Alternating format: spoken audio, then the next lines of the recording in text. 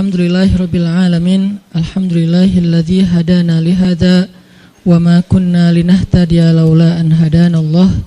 Asyhadu an la ilaha illallah wahdahu la syarikalah wa asyhadu anna Muhammadan abduhu wa rasuluhu la nabiyya ba'dah.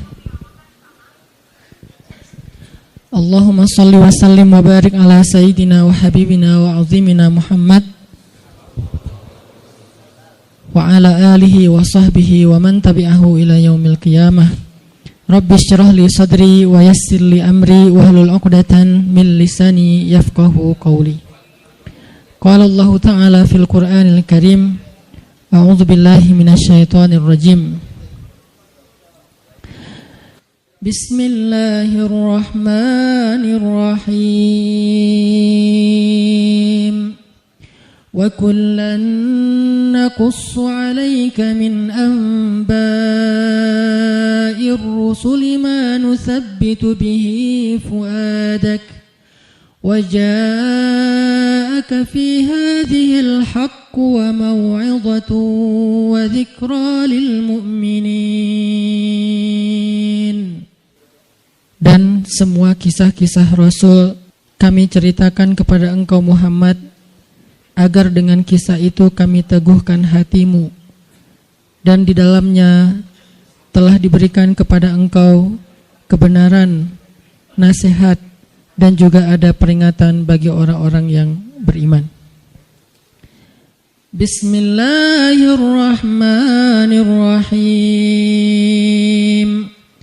Nahnu naqussu 'alaika ahsanal qasasi bima awhayna ilaika hadzal Qur'an wa in kunta min qablihi laminal ghafilin.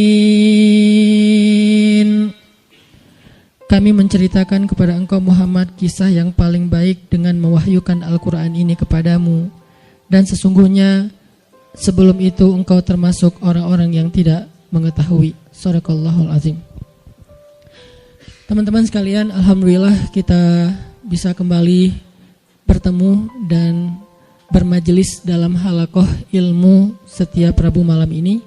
Dan di akhir tahun ini kita memulai satu halaqah baru dalam kajian sharing Rabu malam, yaitu halaqah Darsus Sirah atau mempelajari sirah nabawiyah.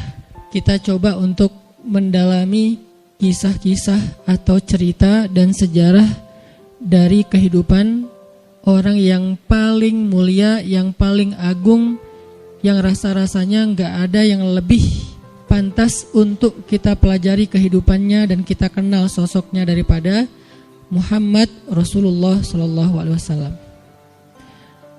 Sampai targetnya apa? Sampai kita bisa mengenal Nabi lebih daripada kita mengenal keluarga kita. Itu baru kita disebut dengan orang yang mencintai Nabi. Jadi kalau kita bilang mencintai Nabi tapi kita gak terlalu kenal Nabi, cuman tahu namanya dan tahu sepenggal dua penggal kisah yang gak terlalu jelas tentang beliau, kayaknya ucapan kita itu belum terbukti. Karena orang yang mengenal seseorang baru disebut mengenal kalau dia tahu betul tentang cerita orang itu. Misalnya kita mengatakan saya kenal fulan, saya sahabatnya fulan, apalagi sampai mengatakan saya mencintai fulan. Kita gak mungkin mengatakan itu kalau kita gak kenal orangnya. Kalau sampai kita mengklaim mengenal Nabi tapi kita gak tahu apa-apa tentang Nabi kecuali secuil kisah, berarti jangan-jangan kita belum jujur. Nah, harusnya seperti apa kita mengenal Nabi? Kalau seandainya kita mau melihatnya dari angle yang benar, harusnya kita mengenal Nabi lebih daripada kita mengenal keluarga kita. Karena ketika Umar bin Khattab datang kepada Nabi dan mengatakan, "Ya Rasulullah, aku mencintaimu lebih daripada apapun selain diriku," maka Nabi mengatakan, "Belum cukup wahai Umar." Lalu Umar meralatnya mengatakan, "Aku mencintaimu lebih daripada diriku sendiri." Maka kata Nabi, "Al-an ya Umar, sekarang baru cukup wahai Umar." Salah satu pelajaran dalam adegan itu adalah harusnya kita mengenal Nabi bahkan lebih daripada diri kita sendiri. Kita mengenal Nabi lebih daripada keluarga kita. Seperti apa kita mengenal ibu kita, ayah kita, pasangan kita buat yang udah punya pasangan, atau anak-anak kita. Maka kita belajar mengenal Rasulullah SAW lebih daripada mereka semua. Seorang ibu tahu betul karakter anaknya. Seorang ayah tahu betul tentang kebutuhan anak-anaknya. Seorang suami atau istri tahu betul tentang sifat pasangannya. Anak tahu betul apa yang baik untuk orang tuanya, apa yang menyenangkan hati orang tuanya, dan seterusnya. Maka harusnya kita lebih tahu betul tentang Nabi daripada keluarga kita.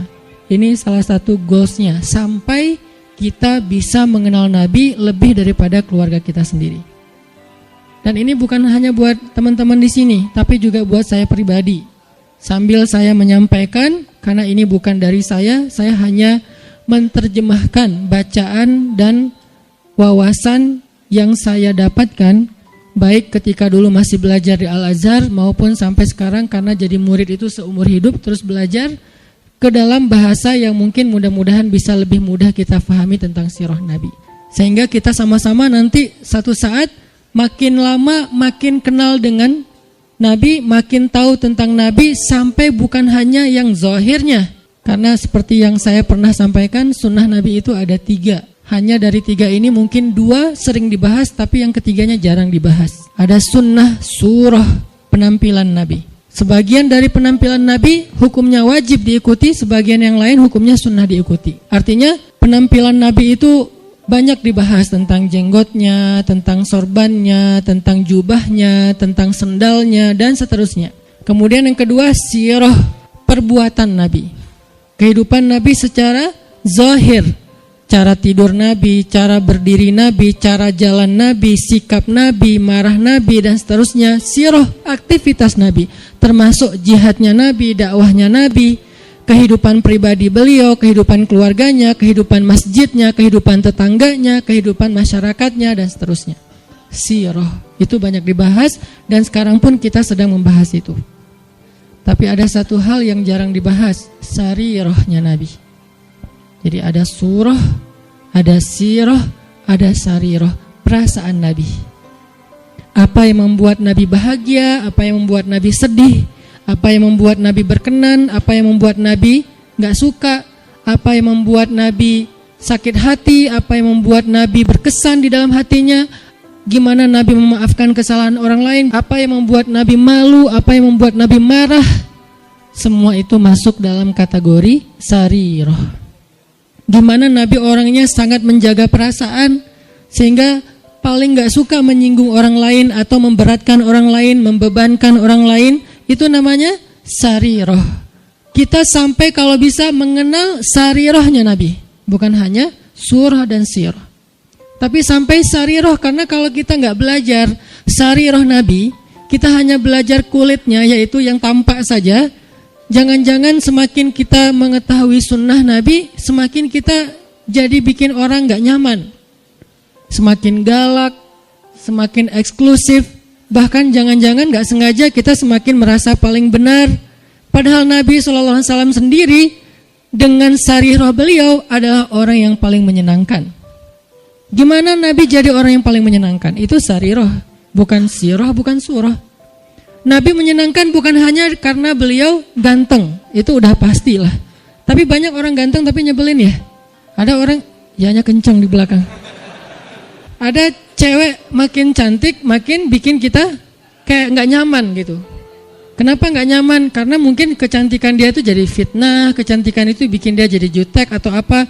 Ada orang secara fisiknya hampir bisa dibilang sempurna, dia fisiknya keren, tapi karena sarirahnya, mentalnya, perasaannya itu nggak humble sama orang lain, akhirnya kita juga nggak nyaman bareng dia. Makanya ada orang memilih pasangan, walaupun yang tampak duluan itu fisik, tetapi kadang-kadang ada orang yang kayaknya pasangannya biasa banget, tapi dia kayak happy banget sama orang itu. Kenapa? Karena cocok secara karakter. Nah artinya mungkin kita wawasan tentang Nabi itu bagus, surahnya kita mencontohkan Nabi itu hampir sempurna, karena gak ada yang sempurna Nabi pastinya. Cuman kok gak bisa bikin orang nyaman? Jangan-jangan kita tahu banget surah, belajar banyak sirah tapi hampir kurang aware tentang sarirahnya Nabi, perasaan Nabi. Ada hadis ketika Nabi menyampaikan hadis itu nyaman didengar. Ketika kita yang ngomongin hadis yang sama kok jadi bikin orang gak suka, jadi bikin orang sedih gitu. Jangan-jangan bukan teks hadisnya, hadisnya sahih, bahkan mutawatir, Bukhari, Muslim. Tapi hadis yang sahih itu ketika Nabi yang menyampaikan orang nyaman, ketika kita yang menyampaikan orang malah sedih. Berarti ada sarirah yang kelewat, yang miss, yang kita gak mempackaging, membungkus teks tadi ketika kita menyampaikan kepada orang lain. Nah, kita pengen belajar kehidupan Nabi itu bukan hanya yang tampak, tetapi kita pengen mendalami dari sisi-sisi sarirahnya. Nanti yang akan teman-teman dengarkan dari kajian sirah ini, mungkin hal-hal yang teman-teman udah pernah dengar dari yang lain. Karena kajian sirah itu banyak ustadz-ustadz yang menyampaikan. Apalagi kalau teman-teman ngerti bahasa Arab, buka di YouTube, dicarinya pakai bahasa Arab, itu akan lebih dahsyat lagi. Cuman kenapa kok tetap perlu mendengar? Mungkin kalau pelajarannya sama, refresh, recharging iman. Kalau enggak, maka pasti ada angle yang berbeda. Objeknya sama, kejadiannya sama, peristiwanya sama, tapi ibrahnya berbeda. Kenapa ibrahnya berbeda? Karena interpretasi dan sudut pandang berbeda. Kok bisa kayak gitu? Karena semua tentang Nabi itu adalah mutiara. Dilihat dari mana aja bercahaya. Ada yang cahayanya dari sebelah sini. Wah, saya lihat dari sini ada ibrah, pelajaran penting, petunjuk hidup. Kata yang lain, dari sebelah sini juga ada petunjuk, banyak. Jadi nggak bisa kita hanya menyimpulkan kehidupan Nabi dari satu sudut pandang. Saking sempurnanya kehidupan beliau. Nggak ada syubhatnya. Kalau ada yang nggak kita ngerti, bukan syubhat. Syubhat itu apa? Hal-hal yang meragukan, yang gak penting, yang sia-sia itu gak ada dalam kehidupan beliau. Dari sejak beliau dalam kandungan, bukan hanya dari sejak dapat wahyu, dari sejak dalam kandungan itu udah jadi ibrah, pelajaran yang luar biasa tentang sosok beliau. Makanya saya pikir udah waktunya kita untuk nambah menu dalam kajian Rabu malam kita yang udah berjalan lebih dari 5 tahun. Sebetulnya kajian Rabu malam ini udah berjalan lebih dari 10 tahun teman-teman. Karena sebelum ada Pemuda Hijrah, Rabu malam udah ada kajian saya di Masjid Al-Latif. Cuman dulu kajiannya yang hadir paling 15 orang, 20 orang. Kalau Persib lagi main libur ya. Alhamdulillah kemudian dengan adanya Pemuda Hijrah kita kerja dakwah bareng-bareng jadi rame, kemudian jadi berkembang. Artinya dulu tuh kajian kita tuh udah sempet masuk ke level apa, kemudian kita coba lightkan lagi supaya semua orang bisa nyaman dengan bahasa-bahasa taklim.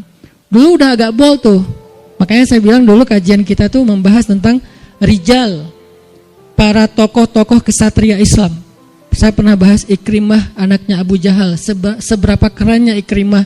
Saya bahas juga tentang kisahnya Imam Hasan Al-Basri, Ibnul Musayyib, Umar bin Abdul Aziz, sampai yang terakhir sebelum datangnya Pemuda Hijrah kita membahas Nuruddin Zinki. Dulu tuh udah sampai ke pembahasan rijal, tokoh-tokoh Islam. Tapi karena kebutuhan dakwah dengan segmen yang lebih luas, kita pakai menu yang lebih light lagi. Sekarang cengeknya dikurangin, ya. Jadi light, jadi semua orang bisa makan, anak kecil juga bisa makan nasi gorengnya. Tapi itu udah berjalan 5 tahun. Sekarang saatnya pakai tambahan cengek, lebih lada dikit. Supaya apa? Supaya lebih nikmat, supaya lebih kerasa. Nah, ini kita tambahin dengan sirah. Saya pikir semua teman-teman yang hadir di sini adalah orang-orang yang udah lama ngaji, udah rajin ngaji, udah ngejar taklim. Yuk belajar sirah sama-sama sampai kita mengenal sosok Nabi seperti kita mengenal keluarga kita.